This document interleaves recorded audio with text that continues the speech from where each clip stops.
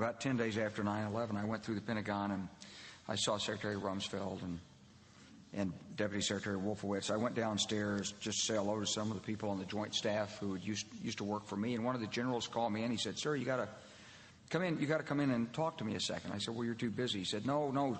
He says, "We've made the decision. We're going to war with Iraq." This was on or about the 20th of September. I said, "We're going to war with Iraq. Why?"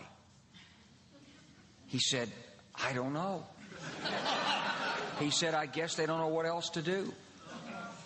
So I said, "Well, did they find some information connecting Saddam to Al-Qaeda?" He said, No. He says, "There's nothing new that way. They just made the decision to go to war with Iraq." He said, "I guess it's like we don't know what to do about terrorists, but we've got a good military and we can take down governments." So I came back to see him a few weeks later, and by that time we were bombing in Afghanistan. I said, "Are we still going to war with Iraq?" And he said, "Oh, it's worse than that."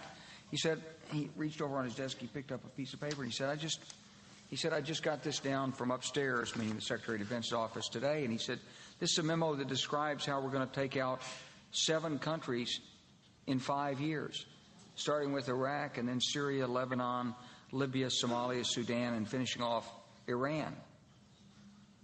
So go through the countries again?